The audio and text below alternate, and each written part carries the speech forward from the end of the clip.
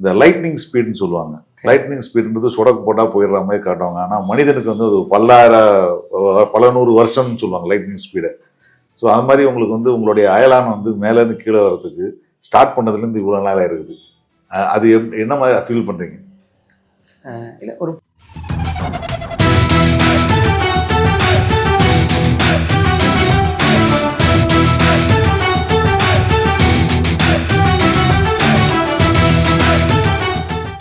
Hi, hello, வணக்கம். நான் உங்கள் கேபிள் சங்கர். நான் இன்னைக்கு யாரோட பேச போகிறேன்னா, இந்த வாரம் வரக்கூடிய பொங்கலுக்கு வரக்கூடிய ஒரு முக்கியமான படம். அந்த முக்கியமான படம் வந்து வெகு காலமாக வந்து ரசிகர்கள் வந்து எதிர்பார்த்துக்கிட்டே இருக்காங்க. ஒன்று வந்து ஒரு சைடில் டேரக்டர் சைட்லேருந்து எதிர்பார்த்துட்டு இருக்காங்க, இன்னொரு சிவகார்த்திகேயன் சைட்லேருந்து எதிர்பார்த்துருக்காங்க. இப்போ எந்த படத்தை பற்றி பேசுகிறேன் உங்களுக்கு தெரியும். அயலான் படத்தை பற்றி, அந்த படத்தோட இயக்குனர் ரவிக்குமார்கிட்ட பேச போகிறோம். வணக்கம். வணக்கம் சார். நான் வந்து எனக்கு நீங்கள் வந்து எந்த அளவுக்கு நீங்கள் எனக்கு முக்கியமானவர்னா, நான் நாளைக்கு ஷார்ட் ஃபிலிம் பண்ணும்போது நான் உங்கள் கதைகளை தான் படமாக எடுத்தேன். ரெண்டு உங்களுடைய சிறுகதைகளை படமாக எடுத்திருக்கேன். அந்த கதைகள் இல்லாமல் இன்னொரு குறும்பு ஷார்ட் ஃபிலிம் கூட நீங்கள் வந்து எனக்கு டப்பிங் பண்ணி கொடுத்தீங்க. பொதுவாகவே நீங்கள் வளர்ந்து வரக்கூடிய ஒரு யங்ஸ்டர்ஸுக்கு அல்லது புதுசாக உள்ள நுழையக்கூடியவங்களுக்கு எல்லாருக்குமே பயங்கர சப்போர்ட்டிவாக, நான் உங்களுடைய பிளாக்லேருந்து நான் உங்களை ஃபாலோவர். அது 2005 காலம் நினைக்கிறேன் முதல் குறும்படத்தை பார்த்தேன். ஆமாம். அப்புறம் 2000 அந்த காலத்தில் உங்கள் பிளாக்கை தொடர்ந்து படித்து, எனக்கு திருப்பூர்லேருந்து எனக்கு அறிமுகமும் கிடையாது சென்னையில். அப்போ நான் உங்கள் பிளாக் படித்து அதில் கமெண்ட்ஸ் எல்லாம் நான் தொடர்ந்து பேசுவேன். அப்புறம் நீங்கள் எனக்கு நம்பர் கொடுத்தீங்க, உங்களோட ஃபோனில் பேச ஆரம்பித்தேன். சினிமாவுக்குள்ளிருந்து ஒருத்தர் நம்மளோட பேசுகிறாருங்கிறதே எனக்கு ஒரு பெரிய ஒரு சின்ன ஒரு நூல். எனக்கும் சினிமாவுக்கும் ஒரு தொடர்பு ஏற்பட்ட ஃபீல் எனக்கு இருந்துச்சு. அப்போ அது அப்படியே தொடர்ச்சியாக வழிகாட்டுதலாக எனக்கு இருந்து இன்னைக்கு நான் இங்கே வந்து இந்த இன்டர்வியூ கொடுக்கும்போது எனக்கு ரொம்ப ஹாப்பியாக இருக்கும். உங்களோட பேசுறது ரொம்ப சந்தோஷம். எனக்கு ரொம்ப சந்தோஷம். இங்கேயோ திருப்பூரில் ஒரு சினிமா ஆர்வம் மட்டுமே கொஞ்சோண்டு வச்சுட்டு இருந்த ஒருத்தர் ஒரு எமோஷனலான ஒரு தாத்தா ஷார்ட் ஃபிலிம் எடுத்துகிட்டு வந்து அங்கேருந்து இப்போ வந்து ஒரு இத்தனை கோடி பெரிய ப்ராஜெக்ட் பண்ணுறது வந்து எனக்கு ரொம்ப சந்தோஷமாக இருக்குது. ஸோ நம்ம லெட்ஸ் கோ டு அயலான் டைரக்டாக. இந்த லைட்னிங் ஸ்பீடுன்னு சொல்லுவாங்க. லைட்னிங் ஸ்பீடுன்றது சொடக்கு போட்டால் போயிடுற மாதிரி காட்டுவாங்க. ஆனால் மனிதனுக்கு வந்து அது பல நூறு வருஷம்னு சொல்லுவாங்க லைட்னிங் ஸ்பீடை. ஸோ அது மாதிரி உங்களுக்கு வந்து உங்களுடைய அயலான் வந்து மேலேருந்து கீழே வர்றதுக்கு ஸ்டார்ட் பண்ணதுலேருந்து இவ்வளோ நாளாக இருக்குது. அது என்ன மாதிரி ஃபீல் பண்ணுறீங்க? இல்லை, ஒரு படம் உருவாக்கத்தில் சிறு தாமதங்களோ நெருக்கடிகளோ ஏற்படுறது தமிழ் சினிமாவுக்கு ஒன்றும் புதுசு கிடையாது. இதுபோல தாமதத்தினால வெளிவராத படங்களை நீங்கள் நினச்சி பார்த்தீங்கன்னா எண்ணிக்கையிலே உங்களுக்கு தெரியாது இல்லை, ஏகப்பட்ட படங்கள் இருக்குது. அதுக்கு எல்லாத்துக்குமே ஏகப்பட்ட மனித உழைப்பும் ஏகப்பட்ட கனவுகளும் அந்த அந்த வெளிவராத படங்களுக்குள்ள அடக்கமாக இருந்தது. ஆனால் அந்த நெருக்கடிகளுக்குள்ளே இருந்து அந்த படத்தை கொண்டு வரணும்னு ஒரு பெரிய குழுவே முயற்சி செய்கிறதுன்னு ஒன்று இருக்குல்லங்க. இதில் நடித்த நடிகர் அவர் சிவகார்த்திகேயன் ஆகட்டும், தயாரிப்பாளராகட்டும், எல்லாருமே இந்த படம் வந்துடணும்னு எடுத்த முயற்சி இன்னைக்கு அது மக்கள் பார்வைக்கு வந்திருக்கிறதா நான் பார்க்குறேன். ஸோ இந்த தடைகள் எல்லாரும் சந்திக்கிறது தான். பட் அந்த தடைகளை நாங்கள் தாண்டி வந்தது தான் இன்னைக்கு சந்தோஷமாக ஃபீல் பண்ணுறேன். ஸோ அயலான் வந்து லைட்னிங் ஸ்பீடில் வந்து இறங்க போகிறாரு. இந்த பொங்கல்லேருந்து நாளையிலேருந்து வரப்போகிறது.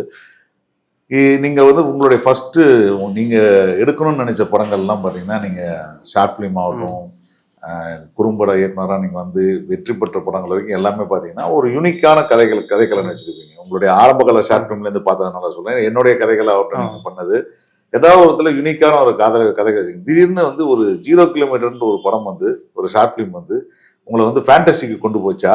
அதனால தான் நீங்கள் வந்து இன்டர்நெட் நாளைக்கு பிளான் பண்ணீங்களா? இல்லை எது உங்களை வந்து இந்த மாதிரி ரியல் டைம் படங்கள்லேருந்து இது மாற்றிச்சு? ஏன்னா நீங்கள் எப்பவுமே என்கிட்ட பேசும்போது நீங்கள் ஒரு உருக்கமான தீவிரமான நல்ல புத்தக வாசிப்பாளர் வேற. அதனால நீங்கள் வந்து நிறைய கதைகள் நல்ல கதைகளை படிச்சுட்டே இருப்பீங்க. நல்ல கதை கெட்ட கதையெல்லாம் ஒன்றும் இல்லைங்க. கொஞ்சம் நீங்கள் கொஞ்சம் இலக்கிய தரமான கதைகள் அல்லது வந்து ரொம்ப எளிமையான மனிதர்களுடைய வாழ்க்கையை பிரதிபலிக்கிற கதைகள், அப்படியான கதைகளில் தான் நான் என்னுடைய ஆரம்பகால வாசிப்புகள் அங்கிருந்து தொடங்குச்சு. பட் நான் அதுக்கு ரொம்ப முன்னாடி பார்த்தீங்கன்னா, நான் வந்து படக்கதைகள் காமிக்ஸ் படிக்கிறதுல எனக்கு ரொம்ப இன்ட்ரெஸ்ட்டு. முகமுடிவர் மாயாவி வந்து எனக்கு ரொம்ப ரொம்ப விருப்பமான ஒரு ஒரு நாயகர். ஸோ அதெல்லாம் படிப்பேன். அதெல்லாம் கட் பண்ணி கலர் பண்ணி ஒட்டி வச்சுக்கிட்டு அந்த முகமுடிவர் மாயாவி அந்த படக்கதையை படிக்கும்போது எனக்குள்ள ஒரு மிகப்பெரிய ஹாலிவுட் படம் மாதிரி அளவுக்கு விஷுவல் ஓட ஆரம்பிக்கும். அது எனக்கு ரொம்ப விருப்பமாக இருக்கும். பழைய புத்தக கடையிலேருந்து நான் அந்த புத்தகத்தை தொடர்ச்சியாக வாங்குவேன். அவ்வளோ புத்தகங்கள் நான் வச்சுருந்தேன். முகமுடிவர் மாயாவியோட இது அந்த சாகசங்கள் நம்ம ஒரு எளிமையான பின்னணியிலேருந்து வர்றோம். குடும்ப பின்னணி நம்ம எல்லாமே எளிமையான பின்னணிகள். நமக்கு ஒரு பெரிய ஒரு கனவு உலகத்தை வந்து யோசிக்கிறது அதுதான் ரொம்ப பிடிச்சிருக்கு. பட் எது ப்ராக்டிக்கலாக இருக்குங்கிறதையும் நம்ம பார்க்கணும். நான் நினைக்கிற அச்சீவ் பண்ணுறது ஒரு இடத்துல இருந்தால் கூட அன்னைக்கு நான் எதுலேருந்து முயற்சி செய்யணுங்கிறது அடிப்படையில் தான் நான் என்னுடைய குறும்படங்களை வச்சுக்கிட்டேன். குறும்படங்களுக்கு இயல்பாக எது எளிமையாக இருக்குதோ அதுக்குள்ள நான் கதை சொல்ல ஆரம்பித்தேன். ஒரு கட்டத்துக்கு அப்புறம் ஒரு சில விஷயங்களை தாண்டி இன்னும் கொஞ்சம் முயற்சிக்கலாங்கிற இடம் வரும்போது நான் வந்து அந்த அந்த 0 கிலோமீட்டர் ஷார்ட் ஃபிலிம் எடுத்தேன். அது தொடர்ச்சியாக வந்து ஓகே நம்ம இன்னும் முயற்சிக்கலாம், அந்த நம்பிக்கை நம்ம மேலே ஏற்பட சூழல் அதுக்கு ஒத்து வரும்போது தான் நம்மளால் எதையும் செய்ய முடியும். இப்போ சூழல் ஒத்து வராத சமயத்தில் ஏதோ ஒன்று பெருசாக வச்சுக்கிட்டு அதில் முட்டிக்கிட்டே இருக்கிறதுனால பிரயோஜனம் இல்லை. எது ஈஸின்னு இல்லை, எது ப்ராக்டிக்கலாக நடக்கும் அல்லது எதுக்குள்ளே போனால் சுற்றி சப்போர்ட் நமக்கு கிடைக்குமோ அதை செய்யணுங்கிறத நான் ஆரம்பத்துலேருந்து நினச்சது. இப்போ இந்த கதைக்கு சிவகார்த்திகேயன் அவருடைய சப்போர்ட்டும் அந்த சூழலை அமைஞ்சதுனால தான் இந்த அயலான். சிவி குமார் சார் அதை நம்பலன்னா இன்டர்நெட் நிலை கிடையாது. அவர் நம்பினதுனாலையும் அந்த சூழல் அந்த படத்துக்கு அமைஞ்சதுனால நான் அதை ட்ரை பண்ணி பார்த்தேன். இன்கேஸ் சார் எனக்கு இது வேண்டாம், டைம் ட்ராவலாக வேண்டாம், வேற எல்லாம் பண்ணுங்கன்னா நான் இன்னும் கொஞ்சம் வேற யாராவது முயற்சி பண்ணி பார்த்துருப்பேன். வேற மாதிரி நம்ம ட்ராக் மாறி இருக்கும். பட் இந்த கதையும் சிவகார்த்திகேயனில் எனக்கு ஏலியன் கதையெல்லாம் வேணாங்க, வேற ஏதாவது சொல்லுங்கன்னா வேற மாதிரி மாறி இருக்கும். பட் அவங்களும் இது மாதிரியே ஒரு கனவை வச்சிருந்தாங்க. ஸோ அந்த 2 கனவுகளும் ஒன்றா சேர்ந்து இன்னைக்கு படமாக மாறிடுச்சு. இந்த படம் வந்து ஆரம்பிக்கும் போதே வந்து இன்டர்நெட் நிலைன்றது வந்து நம்ம என்னதான் வந்து ஃபேண்டஸியான படமா இருந்தாலும் ரொம்ப ஒரு ஷூ ஸ்ட்ரிங் பட்ஜெட்ல பண்ணப்பட்ட படம் தான் அது வந்து அந்த படம் எப்படிப்பட்டதுன்னு தெரியும், எனக்கு தெரியும்.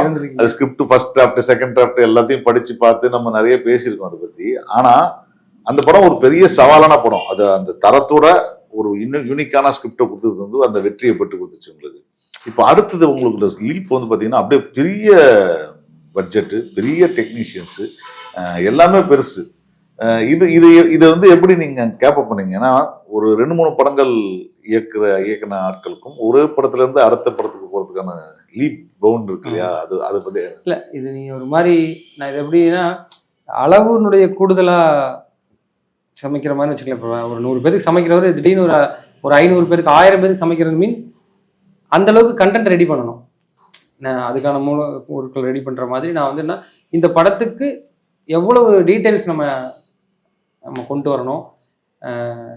ஏன்னா அப்போ படம் ஆரம்பிக்கும் தயாரிப்பாளர் என்கிட்ட சொன்னார், நீங்கள் முதல் படம் பண்ணீங்க, ரொம்ப பட்ஜெட் கான்சியஸாக இருந்துட்டீங்க, இந்த படத்தை அந்த மாதிரி கான்சியஸாக இருக்காதீங்க, நல்லா நீங்கள் நல்லா திங்க் பண்ணுங்கள், நீங்கள் என்ன திங்க் பண்ணுறீங்களோ அதை விஷுவல் பண்ணுங்கிற ஒரு பெரிய சுதந்திரத்தை கொடுத்தாரு. அந்த வார்த்தை ஏன்னா அதே வார்த்தை சிவகுமார் சார் எனக்கு சொல்லியிருக்காரு. என்ன சொல்லியிருக்காருன்னா, ரவி நீங்கள் எழுதுகிற கதைக்கு ஒரு பட்ஜெட் இருக்குது, அதே சமயம் எங்கிட்ட இருக்கிற பட்ஜெட்டுக்கு ஒரு படம் எடுக்கணும். ஸோ நீங்கள் எங்கிட்ட இருக்கிற பட்ஜெட்டுக்கு படம் எடுங்க, உங்கள் கதைக்கு எங்கிட்ட பட்ஜெட் கிடையாதுன்னு சொன்னார். நான் அதை அண்டர்ஸ்டாண்ட் பண்ணிக்கிட்டு சிவகுமார் சார் என்ன பட்ஜெட் சொன்னாரோ அதுக்குள்ளே தான் அந்த கதையை வந்து அமைச்சுக்கிட்டேன். அதாவது பெருசாக கொண்டு போய் கம்மியாக எடுக்க ட்ரை பண்ணலை, பட்ஜெட்டுக்கு ஏற்ற மாதிரி கதை உலகத்தை வந்து மாற்றிக்கிட்டேன்.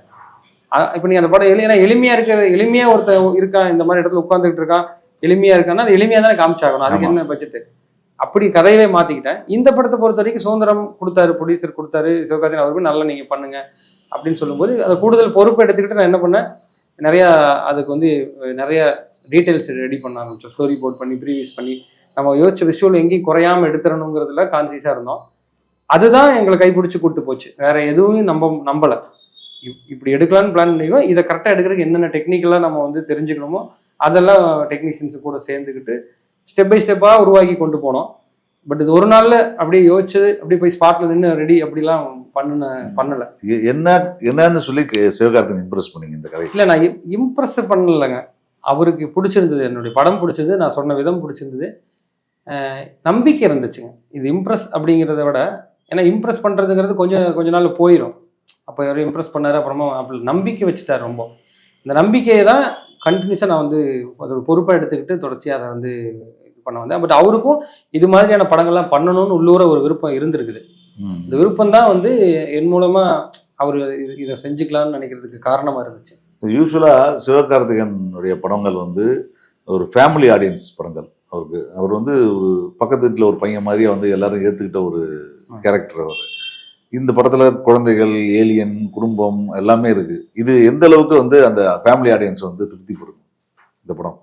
இல்லை, அதாவது ஒரு சைடில் வந்து பயங்கர சயின்ஸ் ஃபிக்ஷன் படம்லாம் பார்த்து வளர்ந்த ஒரு ஜென்ரேஷன் 2K கிட்ஸ் ஒன்று இருக்குது, இதெல்லாம் நாங்கள் பார்த்துட்டோன்றதுக்கு. இன்னொரு சைடில் வந்து பார்த்தீங்கன்னா ஒரு சின்ன பசங்களை சிவகார்த்திகேயன் ஃபேமிலியோடு உட்காந்து படம் பார்க்கறதுக்கு குடும்பமும் பார்க்கணும். இது வந்து எந்த மாதிரி ஜெனரல் இருக்கும் இந்த படம்? இது ஒரு தமிழ் சினிமா. நான் முன்னாடி நிறைய இடத்துல சொல்லியிருக்கேன், ஒரு நாம் பார்த்து ரசித்த ஒரு தமிழ் சினிமாவில் எந்த அளவுக்கு ஒரு புதுமையை புகுத்த முடியுமோ அளவு மீறாமல் அந்த கதை சொல்கிறதுக்கு யுக்தியாக பயன்படுத்தியிருக்கமே தவிர நம்ம வந்து அவங்களுக்கு ரொம்ப அந்நியத்தன்மையோடு எதையும் செய்யலை.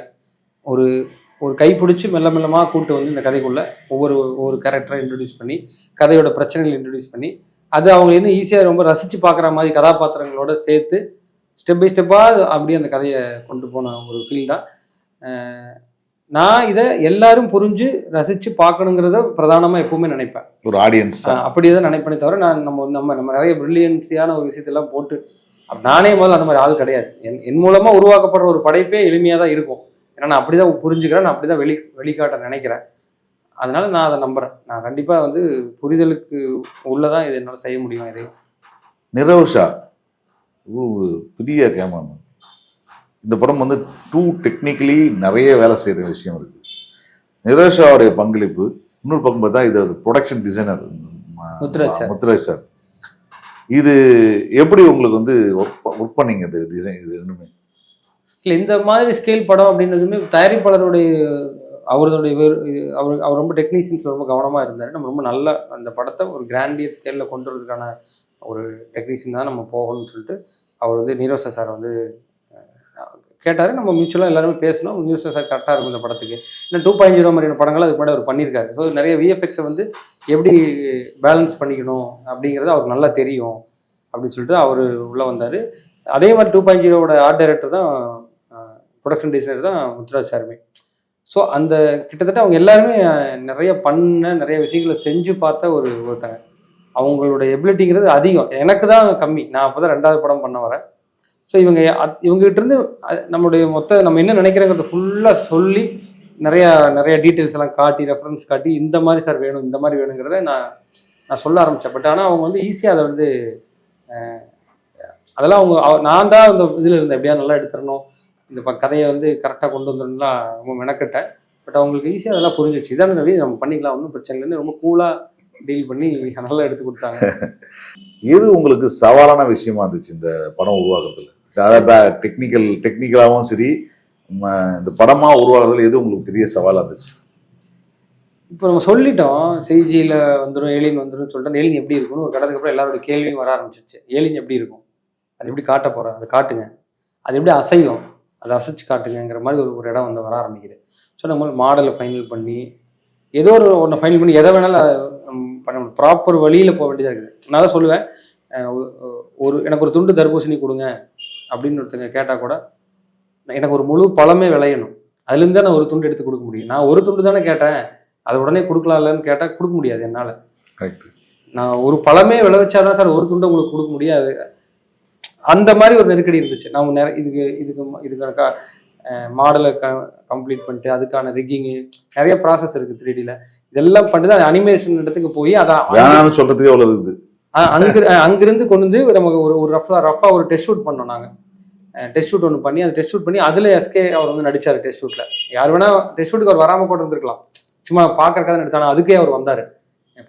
பாண்டிச்சேரி கிட்ட ஒரு ரெசார்ட் மாதிரி ஒரு இடத்துல அவரை வந்து கூட்டிகிட்டு போய் அங்கே வச்சு டெஸ்ட் ஷூட் எடுத்து அதில் வந்து ஃபிக்ஸ் பண்ணி அப்படி தான் ஸ்டெப் பை ஸ்டெப்பாக வளர்ந்தது. இதோட ஆரம்பம் இல்லாமல் ஒரு இடமா வந்து அதை பார்க்கும்போது ஓகே இதில் எப்படி இருக்குது, நல்லா இருக்குது, இதில் என்னெல்லாம் இன்னும் நல்லாயிருக்கும், அப்படியே ஸ்டெப் பை ஸ்டெப்பாக ஃபேண்டம் எஃபெக்ட்ஸ் விஜய் அவங்க எல்லாருமே நாங்கள் டிஸ்கஷன் பண்ணி தான் கொஞ்சம் கொஞ்சமாக வந்திருப்போம். இப்போ நீங்கள் லாலிபாப் சாப்பிட்ற மாதிரி இமேஜ் இருக்கும் இல்லையா, அதுல இருந்த ஏலியனே இப்போ இருக்கிற ஏலியன்லேருந்து இன்னும் கொஞ்சம் உங்களுக்கு வந்து இன்னும் அது வந்து எலிவேட் ஆகிருக்கும் மாடலாக. ஏன்னா அது மாற டெக்னிக்கல் அப்டேட் ஆகிக்கிட்டே இருக்குது விஎஃப்எக்ஸில். நம்ம அதுக்கு ஈக்குவலாக நம்மளுக்கு மாறிக்கிட்டே இருக்க வேண்டிய கட்டாயம் இருந்துச்சு. இதுதான் அது உருவாக்கம். இப்போ இந்த ஏலியன் தாண்டி இப்போ வந்து ஏலியன் ஒரு விஷயம் இல்லாமல் எல்லாரும் நடிக்கணும். அந்த படம்ல முக்கியமான கேரக்டர் ஏலியன். இவங்க நடிக்கிறதுல இது எக்ஸிக்யூட் பண்ணுறதுல என்ன பிரச்சனை இருந்துச்சு உங்களுக்கு? சவால் அது நான் வந்து என்ன பண்ணிட்டேன்னா, அது எனக்கு தெரிஞ்சிருச்சு. இவங்க எல்லாருக்கும் நம்பகத்தன்மை ஏற்படுத்த தவறிட்டோம்னா எல்லாரும் ஒரு மாதிரி ஸ்பாட்டில் வந்து இதாயிருவாங்க. என்னமோ சொல்கிறாரு, சரியாக வருமா, கோஆர்டினேஷன் மிஸ் ஆயிரும், அதில் ஒரு ஆள் இருக்குதுன்னு எதுவுமே நிகழக்கூடாதுன்னு ரொம்ப கரெக்டாக திட்டமிட்டு ஸ்டோரி போர்ட் பண்ணிட்டு ஒரு சிஜியில் ப்ரீவியஸ் மாதிரி ஒன்று ரெடி பண்ணி கிட்டத்தட்ட படம் மாதிரி தான், அது அனிமேஷன் படம் மாதிரி இருக்கும். அது ஃபுல்லாக சவுண்டு போட்டு டைலாக் டப்பிங்லாம் நாங்களே ரஃபாக பண்ணி அதை ப்ளே பண்ண பார்த்தீங்கன்னா ஓகே இதுதான் சீனா, ஓகே அப்போ புரிஞ்சிருச்சு, நம்ம இங்கே நிற்க போகிறோம், நீங்கள் வரப்போது இங்கே போகுது, அதானே சூப்பர் வாங்க. ஏன்னா ஆர்டிஸ்ட்டுக்கு பொதுவாக நீங்கள் வந்து பொசிஷனிங் மூவ்மெண்ட் சொல்லிட்டீங்கன்னா அவங்க உடனே அவங்க கிரகிச்சுக்குவாங்க, அவங்க பயங்கர ஷார்ப்பு. ஸோ டக்கு எடுத்து வாங்க ஈஸியாக அவங்க வந்து ஸோ ரெஃபரன்ஸ் இருக்கு அவங்களுக்கு. ரெஃபரன்ஸ் காமிச்சிட்டா ஸ்பாட்ல கோஆர்டினேஷன்ல இம்ப்ரூவ் பண்ணாங்க எல்லாருமே. ஓகே, இம்ப்ரூவ் பண்ண இன்னும் இம்ப்ரூவ் பண்ணி அது அங்கே இருந்தால் எப்படிலாம் பேசுவாங்களோ அந்த மாதிரி இம்ப்ரூவ் பண்ணி ரொம்ப அதெல்லாம் தான் இன்னைக்கு தத்ரூபமாக தெரியறதுக்கு காரணமும் கூட. இப்போ டெக்னிக்கலி ஒரு சவால் இருக்கு. டெக்னிக்கல் மட்டுமே சவால் இல்லை, திரைக்கதையா இந்த படம் வந்து ஒரு ஒரு காமன் மேனுக்கான படமா, ஒரு என்டர்டைன்மெண்ட் படமா வந்து நீங்க உருவாக்கணும்னு நினைச்சிருக்கீங்க. பட் அதே நேரத்துல வந்து இதுல வந்து ஒரு புத்திசாலித்தனமோ ஒரு ஸ்மார்ட்னஸோ இல்லாம போயிடுச்சுனாலும் உங்களுக்கு வீக்கா இருக்கும். இது எந்த அளவுக்கு நீங்க வந்து பேலன்ஸ்டா எழுதிருக்கீங்க? ஏன்னா படத்துல இப்போ ஏலியன் வச்சிருக்கோம், விஎஃப்எக்ஸ்ல ஏலியன் கிரியேட் பண்ணியிருக்கோம். ஏன்னா நிறைய ஏலியன் படம் பார்த்துருக்காங்க. ஆமா, நிறைய நம்ம சிஜி பண்றோம், இல்லை கிரியேட் பண்றோம், செட்டு போடுறோம், எல்லாமே படம் ஆரம்பிச்ச கொஞ்ச நேரத்துக்கு தான் அதெல்லாம் நம்ம கண்ணுக்கு வந்து ஓகே அப்படி தெரியும். ஒரு 10 நிமிஷம் 20 நிமிஷம் படம் போகும்போது அதுக்கப்புறம் அது அவங்களுக்கு அதெல்லாம் நார்மல் ஆகிடும். என்ன சரி ஓகே அடுத்து என்ன சொல்ல போறீங்கிற இடத்துக்கு வந்துருவாங்க. ஸோ அதனால என்ன, இந்த டெக்னிக்கல் ஏரியாலாம் ஒரு சைடு, இதுக்கு வர்றதுக்கு முன்னாடி ஸ்கிரிப்ட்ல வந்து ஸ்கிரிப்ட் எப்படி அழகா மூவ் ஆகுது, அதை எப்படி ரசிக்க முடியுது, அதில் அடுத்தடுத்த திருப்பங்கள் என்ன, அதில் எப்படி என்டர்டெயின் பண்ண முடியும், அதில் எப்படி ஃபன் என்டர்டெயின்ல எல்லாமே தான் என்டர்டெயின்மெண்ட்டாக இருக்குது. ஒரு ஃபன்னும் என்டர்டெயின்மெண்ட்டாக இருக்குது, ஒரு ஆக்ஷன் பார்ட்டும் ஒரு என்டர்டெயின்மெண்ட்டாக தான் இருக்குது. ஸோ இதுக்கெல்லாம் கரெக்டான அளவில் அந்த ரசிகர்கள், அதாவது எஸ்கே அவருடைய ரசிகர்களுக்கும் சரி, இந்த ஜானரை நம்பி வரக்கூடியவங்க நாளைக்கு அப்போ நம்ம ஏலியன் உருவாக்கலே தவிர நாளைக்கு ட்ரெய்லர் டீசரில் ஏலியனை காமிச்சிருவோம். ஸோ அது வந்து ஓப்பனாக ஆயிரத்தான் போகுது. அதுக்கு பிறகும் ஒன்று வேணும்ல கதையில் எக்ஸைட்மெண்ட், அது எல்லாத்தையும் கொஞ்சம் பார்த்து தான் இதில் செட் பண்ணல. உங்களுக்கு வந்து சிவகார்த்திகேயன் படம் அப்படின்றதெல்லாம் தாண்டி ரவிக்குமார் படம்லாம் தாண்டி இஷா கோபிகர் படம்னு சொல்லிட்டு ஒரு பெரிய மீம்ஸ் ஓடிட்டு இருக்குது. சரிங்க, இஷா கோபிகருக்கு அவ்வளோ ரசிகர்கள் இருந்திருக்கிறாங்க. சரிங்க, எங்கேருந்து நம்ம தேடி பிடிச்சிங்க? நாங்கள் அந்த கேரக்டருக்கு வந்து ஒரு ஃபாரினர் மாதிரி போகலாமா அப்படின்னு மாதிரி ஒரு யோசனை இருந்துச்சு. எலிஷா அப்படின்னு அதுக்கு ஒரு கேரக்டர் நேம் வச்சுட்டு பார்த்தா எங்களுக்கு. ஆனால் எனக்கு என்னன்னா, எதுக்காக ஃபாரினர் போகணும், யாருனே தெரியாத அந்த ஒரு ஃபாரினர் முகத்தை பார்க்கல நமக்கு என்ன ஒன்றுமே ஒரு அட்டாச்மெண்ட்டே இருக்காதுல்ல. அப்படி வேணாம், இன்சியலாக அது வேணான்னு சொல்லி தவிர்த்துட்டு அதுபோல் தோற்றமுடைய நம்ம ஆர்டிஸ்டே நடிக்க வைப்போம். அவங்க பார்க்கல அந்த டாம் ரைடர் மாதிரி அந்த மாதிரி இருக்கலாம்னு சொல்லிட்டு பார்க்கல. அவங்களோட ஒரு புகைப்படம்லாம் இருந்து நாங்கள் ரெஃபரன்ஸ் பார்த்தேன். நல்லா அவங்க வந்து ஃபோட்டோ ஷூட் பண்ணியிருந்தாங்க. நல்லா நம்ம எதிர்பார்க்குற மாதிரி இருந்தாங்க. அப்ரோச் பண்ணி பார்க்கலான்ட்டு நம்ம மும்பை போயிட்டு அவங்ககிட்ட பேசி கதையை சொன்னோம். அவங்க வழக்கமான கதாபாத்திரங்கள்லாம் நம்மளை கூப்பிடுவாங்க, அம்மா கேரக்டர், அண்ணி கேரக்டர், அக்கா கேரக்டர்லாம் கூப்பிடுவாங்கன்னு நினச்சிக்கிட்டு அப்படிதான் நினச்சிட்டு இருந்திருக்காங்க. பட் நம்ம போய் சொன்ன அந்த கதாபாத்திரம் அவங்க அந்த ஃபோட்டோ ஷூட் பண்ணது அவங்களுக்கு விருப்பமாக அவங்களுக்கு இருந்திருக்குது. ஸோ இதில் ரொம்ப முதன்மை என்னன்னா, நம்ம சொல்கிறதுனால மட்டும் எதுவும் நடக்கிறது இல்லை, அவங்களுக்குள்ளேயே அந்த உள்ளூர் அந்த எண்ணம் இருக்க வேண்டிய அவசியம் இருக்குது. ஸோ அவங்களுக்கு அது இருந்துச்சு. நான் இது மாதிரி தான் ஒரு கதாபாத்திரம் எதிர்பார்த்துட்டு இருந்தேன், ஸோ நான் பண்ணுறேன் அப்படின்ட்டாங்க. ரொம்ப ரொம்ப சப்போர்ட்டிவாக எனி டைம் கால் பண்ணி நம்மளை விஷ் பண்ணுவாங்க, பேசுவாங்க. ரொம்ப சப்போர்ட்டிவான ஒரு ஆர்டிஸ்ட் அவங்க. இந்த பாலசரவணன் வந்து உங்கள் படத்தில் 10 நிமிஷம் தான் இருப்பார். ஆனால் அவர் நிறைய பேசினார், அந்த ஆடியோ லான்ச் விழாவில் கூட பேசினார். பாலசரவணன் அப்புறம் வந்து உங்கள் படத்தில் இன்வேரியபிளி 2வது படத்துலையும் வந்து முக்கியமான கேரக்டரில் கருணாகரன் இருக்கார். ஸோ இவங்களுடைய ஹியூமர் பார்ட் எந்த அளவுக்கு நீங்கள் படம் பார்த்ததுக்கு அப்புறம் ஒரு அவுட் பார்த்துருக்கீங்களா? எவ்வளோ தூரம் கிடையாது இவங்களுடைய எந்த பகுதியும் நான் வந்து எடிட் பண்ணவோ நீக்கமோ எல்லாமே படத்தில் இருக்குது. அவங்க நடிக்கும் போதே அந்த ஃபீல் எனக்கு அங்கேயே கொடுத்தாங்க. ஸ்பாட்லேயே நம்ம என்ன எழுதினமோ அதை அழகாக எலிவேட் பண்ணி, பாலசரவனுக்கு வந்து எக்ஸ்ட்ரா டைலாக்லாம் போட்டு பேசாமல் நீங்கள் கொடுத்ததை கரெக்டாக பண்ணணுங்கிறதுல அவருக்கு எப்பவுமே விருப்பமாக இருக்கும். சொல்லுவார், தலைவரே என்ன சொல்கிறீங்களோ நான் அதை மட்டும் கரெக்டாக பண்ணிடுறேன், நான் நல்லா பண்ணுறேன்னு எவ்வளோ நீங்கள் வேணால் சொல்லுங்க பண்ணுறேங்கிற ரொம்ப ஆர்வமாக இருப்பார். ஸோ அது கரெக்டாக இதில் பண்ணியிருக்காரு. அந்த 2 பேத்துக்குமான நெருக்கமும் சரி, அந்த காட்சிகள் ரொம்ப சுவாரஸ்யமாக தான் இருந்துச்சு. எனக்கு ரொம்ப என்டர்டெய்னிங்காக இருந்துச்சு அவங்களோட பர்ஃபார்மன்ஸ்லாம் பார்க்கல. கருணாகரன் என்ன ஸ்பெஷல்? கருணாகரன் எனக்கு எப்பவுமே ஆல்வேஸ் ஸ்பெஷல் தான். எனக்கு அவர் ரொம்ப பிடிக்கும். அவருடைய முகபாவங்கள் ரொம்ப பிடிக்கும். அவருடைய தன்மை, பழகிற தன்மையிலிருந்து ரொம்ப கேரிங்கான ஒருத்தர். இந்த வளர்ச்சி மேலே ரொம்ப அக்கறை உள்ள, ஆல்வேஸ் சப்போர்ட் பண்ணக்கூடிய ஒருத்தர். இயல்பாகவே நான் எழுதும்போது கருணா அதில் ஏதோ ஒரு கதாபாத்திரத்தில் கருணா இருப்பார். அப்படி தான் இந்த 2 படத்துலையும் இருக்கார். நான் திரும்ப அதுக்கு பிறகு எழுதின 2 ஸ்கிரிப்ட்லையும் கூட கருணா இருக்கார். நான் என்னமோ அந்த நெருக்கத்தை அவர்கிட்ட ஃபீல் பண்ணுறேன். அவர்கிட்ட எனக்கு என்ன வேணுமோ, அவருக்கு என்ன அவர்கிட்ட வாங்கினா நல்லா இருக்குன்னு நான் நினைக்கிறேனோ அது எல்லாத்தையுமே நான் அதுக்கு தகுந்த இடம் விட்டு எழுதிடுவேன்.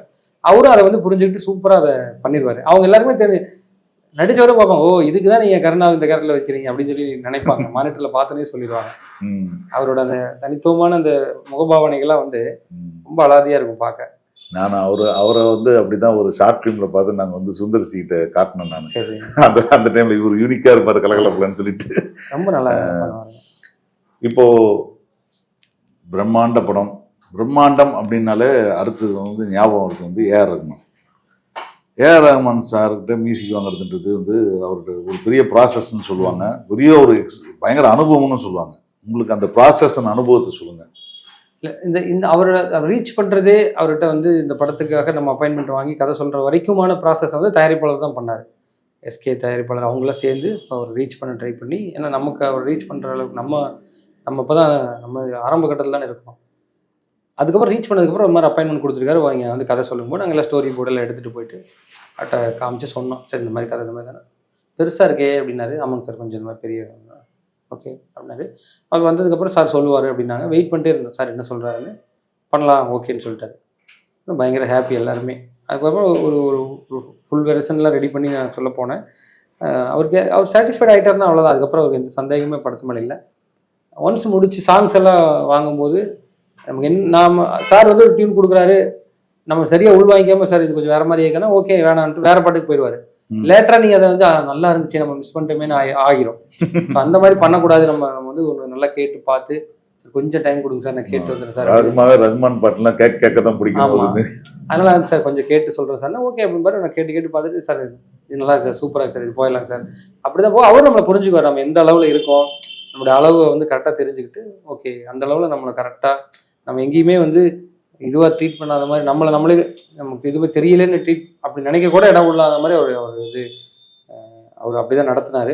ரொம்ப ஹாப்பியாக இருந்துச்சு. அந்த இடமே ரொம்ப ஒரு மாதிரி பயங்கர ஒரு ஸ்பிரிச்சுவலான ஒரு இடம் அது. இசை வாங்கின விதம், பின்னணி இசை அமைச்சது, படம் பார்த்துட்டு அவர் வந்து ரொம்ப அப்ரிசியேட் பண்ணது எல்லாமே ஓகே. இந்த தாமதம் எல்லாம் ஒரு பொருட்டாவே தெரியல. இந்த மொமெண்ட் தான் அப்போ வந்து பயங்கர மனசு முழுக்க நிறைஞ்சிருந்தது. ஏன்னா ஒரு சினிமா வந்து நான் என்னுடைய நம்பிக்கை, ஒரு சினிமா வந்து எப்போ வந்து எழுதப்படுது ஆரம்பிக்குதோ அப்போயே வந்து அது உள்ள யார் இருக்கணும், யார் நடிக்கணும், அது ஹிட் ஆகணுமா, எப்போ ரிலீஸ் ஆகணும், இது எல்லாமே அது முடிவு பண்ணிக்கணும்னு நான் நம்புற ஆள். ஸோ இந்த படம் நீங்கள் இந்த இத்தனை டெக்னீஷியன்ஸ், இத்தனை பெரிய நடிகர்கள், இவ்வளோ பெரிய பட்ஜெட், இவ்வளோ லேட், இது எல்லாமே எடுத்து விட்டுருங்க. இப்போ படம் உங்களுக்கு பார்த்துட்டு நீங்கள் வந்து இந்த படத்தை வந்து பொங்கலுக்கு கொடுக்க போகிறீங்க. உங்களுடைய ஃபைனல் நம்ம என்ன நினைச்சோம், நம்ம இவ்வளோ கஷ்டம், இது எல்லாத்தையும் தாண்டி இந்த படம் வந்து எப்படி வந்திருக்குன்னு உங்களுடைய பர்சனல் ஒப்பீனியன். இது எல்லா டேரக்டரும் என் படம் நல்லா இருக்குன்னு தான் சொல்லுவாங்க, அது வேற விஷயம். நான் சொல்றது இந்த டிராவலுக்காக கேட்குறேன். காக்கைக்கு தன் குஞ்சும் பொண்ணு குஞ்சு மாதிரி நம்ம எடுக்கிற படம் என்ன பொதுவாக எப்பவுமே நான் வந்து என்ன வெளியிருந்து மூணாவது கோணத்தில் நான் கொஞ்சம் பார்த்துக்கிட்டே இருப்பேன். மறுபரிசீலனை பண்ணணும். நம்ம நினைக்கிறது மட்டுமே என்றைக்கும் சரி கிடையாது. நம்ம வந்து சரியானது தான் நினைக்கணும். ஏன்னா நம்ம எது நினைக்கிறோமோ அதுதான் நியாயம்னு கிடையாது. நியாயமானது நியாயங்கிறது நான் எப்பவுமே நினைக்கிற மாதிரி நான் யோசிக்கிறது சரியாக தான் இருக்காங்கிறத நான் வந்து இன்னொரு கோணத்துலேருந்து நானே அலசி பார்த்துக்குவேன். சம்டைம் கூட இருக்கவங்ககிட்ட கேட்பேன், இது கரெக்டாக இருக்கா, இது நம்ம சரியாக தான் பண்ணுறோமா, நான் இது எதாவது தப்பாக இருக்கா அப்படின்னு கேட்டுக்குவேன். நல்ல நண்பர்கள் இருக்காங்க, அவங்ககிட்டலாம் நான் கேட்பேன். அது மாதிரி தான் இந்த ஸ்கிரிப்டையுமே பல விதமாக எல்லார்ட்டையும் கொடுத்து படிக்க சொல்லி, இந்த அளவுக்கு இது சரியாக இருக்கா, இதை இன்னும் செழுமைப்படுத்திக்கிட்டே போகலாம், இதுக்கு ரெண்டே இல்லை. ஆனால் இப்போ எழுதியிருக்கிறோம், ஷூட்டிங்க்கு போகிறோம், இந்த அளவில் இது கரெக்டாக இருக்கா அப்படிங்கிறத ஒவ்வொரு மட்டத்துலையும் தயார் பண்ணிட்டு தான் நாங்கள் இதுக்குள்ளே போனோம். அது இன்னைக்கு எல்லா கட்டத்தையும் அடைஞ்சு டெக்னிக்கலாக அது வளர்ந்து இன்னைக்கு படம் வந்து ஃபினிஷிங் ஆகி சார் மியூசிக்லாம் கொடுத்து இன்னைக்கு ஒரு ஃபைனல் ப்ராடக்டாக வந்து நிற்கும் போது மனசுக்குள்ளே நினச்ச கதை இன்னைக்கு படமாக வந்து இருக்குங்கிறது நான் நல்லா ஹாப்பியாக தான். ஆர்ட் ஜென்ரலாக வந்து ஒரு மேம்போக்காக பேசுகிற ஆள் கிடையாது. நான் பல வருடங்களாக உங்களை உண்மையாக சொல்கிறேன், சின்ன பையன்லேருந்து பார்த்துட்டு இருக்கேன்னு கூட சொல்லலாம். உங்களேன்னு சொல்ல வேண்டியதே இல்லை, நீங்கள் உன்னே சொல்லலாம், ரவி சொல்லலாம். ஏன்னா ஸ்டார்ட் பண்ண விதம்னு இருக்குல்ல, அங்கேருந்து வளர்ந்த விதம். இந்த ஸ்கிரிப்ட் கூட நான் ஒரு 2 வருஷம் படிச்சிருக்கிறேன். இது எனக்கு நம்ம படிச்சு பேசியிருக்கோம். இந்த பதில் வந்து நான் உங்ககிட்ட இருந்து கேட்கறது வந்து ஒரு உண்மையான பதில் வரும் அப்படின்றதுக்காக கேட்கறது. அதோட நெகிழ்ச்சியான விஷயமா இருக்கு. உண்மையாவே எனக்கு நெகிழ்ச்சியா இருக்கு. உங்க படம் வந்து இவ்வளோ ஸ்ட்ரகிள்லாம் தாண்டி ஒரு படம் வருது, ரவி வந்து போராடிய விஷயம் வந்து நடக்குது, அது சந்தோஷமா நடக்குதுன்றது எனக்கு ஒரு சந்தோஷம். அடுத்த படம் அதுவும் நடந்துடும் சார். இப்போ சினிமாவில் நான் உங்களுக்கு சொன்ன மாதிரி தான், என்னுடைய முடிவு மட்டுமே சினிமாவில் எந்த விதமான மூமெண்ட்டையும் செஞ்சிடாது, எந்த ஒரு தொடக்கத்தையும் உருவாக்கிறாது. கூட வரவங்களுடைய ஒத்த அந்த ஒரு ஆர்வமும் அவங்களுக்கு இருக்கிற விருப்பமும் தான் இன்னைக்கு நடக்கிறதுக்கு காரணமாக இருக்குது. அந்த மாதிரி ஒரு மூமெண்ட் நடந்த உடனே டக்குன்னு அடுத்த ப்ராஜெக்ட் ஸ்டார்ட் ஆகிடும். நான் ரெடியாக இருக்கேன், அடுத்த கதைகளை ரெடி பண்ணி வச்சிருக்கேன். அடுத்து எஸ்கேவோட ஒரு படம்னு சொல்லிட்டு இருக்கு, எல்லாமே இருக்கு. இந்த படம் வெளியீட்டுக்கு அப்புறமா எந்த மாதிரி நம்ம பண்ணலாம், ஏன்னா எந்த மாதிரியான அளவுல நம்ம பண்ணலாம், எந்த மாதிரியான எந்த கதையை நம்ம இந்த கதையை வச்சுக்கலாம், இது அப்புறம் பண்ணிக்கலாம், L&2 அப்புறம் பண்ணலாம், நாங்கள் நிறைய பேசிக்குவோம். ஸோ இதுலேருந்து குயிக்காக ஸ்டார்ட் பண்ணிடுவேன். நான் என்னோட ப்ராசஸ் படி என்னன்னா நான் பிளானடாக போகணும், குயிக்காக ஷூட் முடிக்கணும், கரெக்டாக டெக்னிக்கல் பார்ட்டை ஃபினிஷ் பண்ணணும்னு நினைக்கிறேன். அதுக்கு எல்லாத்துக்குமே டைம்குள்ளேயே முடிச்சிடணும்னு தான் நினைக்கிறேன். அன்லிமிட்டட் டைமில் நான் என்னைக்கு எதையுமே பண்ணதில்லை. ஸோ அடுத்தடுத்த படங்கள் சரியான திட்டமிடலோட இன்னும் விரைவாக முடிக்கிறதுக்கான எண்ணம் மட்டும் இருக்குது மனசில். அடுத்தும் வந்து உங்களுக்கு சயின்ஸ் ஃபிக்ஷன் தானா? அதில் எக்ஸைட் ஆகிற சில விஷயங்கள் எடுத்து வச்சிருக்கிறேன். 2-3 படத்துக்கு அப்படிதான் நான் யோசிச்சிருக்கேன். பர்மனண்டா சயின்ஸ் ஃபிக்ஷன் படமாக எடுத்து வந்துருவாங்களா? இல்லை அங்கேருந்து ஏன்னா உங்ககிட்ட வந்து நிறைய தாட் ப்ரோவோக்கிங் விஷயங்கள்லாம், நிறைய சென்சிபிளான விஷயங்கள்லாம் நிறைய எழுதுவீங்க, படிப்பீங்க. அதனால கேட்குறேன். ஏன்னா சில பேர் எழுதிட்டு இப்போ சங்கர் சார் வந்து சின்னதாக ஒரு படம் நினைச்சா முடியாது. அவர் தொடர்ந்து பெரிய படங்களும் பெரிய ஆக்ஷன் படம் தான் இருக்கும். ஸோ அதனால உங்ககிட்ட இருந்து ஒருவேளை எதிர்காலத்தில் வரக்கூடிய படங்கள் அது மாதிரி கருத்துக்கள் வரலாம். ஸோ நிச்சயமா இந்த படம் வந்து எல்லா மக்களையும் எல்லா விதமான ஜென்ரையும் வந்து திருப்திப்படுத்துன்னு நான் நம்புறேன். ஏன்னா எனக்கு ஓரளவுக்கு நீங்க எடுத்து அவுட்புட் பார்க்கறாலும் ஸ்கிரிப்ட் என்னன்னு தெரியுன்றதுனால. ஸோ நிச்சயமா இந்த படம் மாபெரும் வெற்றி பெறும். உங்களோட அடுத்தடுத்த படங்கள்ல வந்து நான் இன்னும் பல உயரத்துல உங்களை பார்க்கறதுக்கு ஆசைப்படுறேன். வாழ்த்துக்கள். ரொம்ப நன்றி சார். நீங்க வந்து என்ன மட்டும் இல்லை, இப்போ அப்கமிங் வரக்கூடிய நிறைய புது புது இளைஞர்களுக்கு வந்து வழிகாட்டுற விதமாகட்டும், அவங்களுக்கு சினிமாக்குள்ளே இருக்கக்கூடிய நிலவரங்களை புரிய வைக்கிறதாகட்டும். ஏன்னா நீங்கள் சினிமா வியாபாரம் எழுதின புத்தகமாகட்டும், நீங்கள் சினிமாக்குள்ளே நடக்கிற விஷயங்களை வந்து நீங்கள் வந்து உங்களுடைய கொத்து பரோட்டா அந்த பிளாக்ல நீங்கள் எழுதும் போதெல்லாம் எனக்கு அதுதான் எனக்கு அப்போ எதுவுமே அப்போல்லாம் தெரியாது. ஸோ அதெல்லாம் படிக்கும்போது தான் ஓகே உள்ளுக்குள்ளே இவ்வளோ விஷயங்கள் இருக்குது. நான் உங்களுக்கு ஃபோன் பண்ணி கேட்பேன், சார் இது இப்படி ஒன்று இருக்குது, என்ன சார் இது, எப்படி சார் இது என்னன்னு கேட்பேன். இல்லை ரவி இப்படின்னு நீங்கள் வந்து அழகாக அதை வந்து சொல்லுவீங்க. ஸோ எனக்கு ஒரு சில விஷயங்களினுடைய இன்னும் நல்ல எனக்கு கைட் பண்ணுறதுக்கு ஒரு ஒரு ஒரு முக்கியமான ஒரு நபராக நீங்கள் இருந்திருக்கீங்க, இன்னமும் இருப்பீங்க. இந்த நேர்காணலே வந்து உங்கள் மேலே நான் வச்சிருக்க ஒரு அன்பு தான் உங்களோட வந்து பேசணும்னு நினச்சது. ரொம்ப நன்றி சார் உங்கள்கிட்ட பேச. Thank you very much. தேங்க்யூ.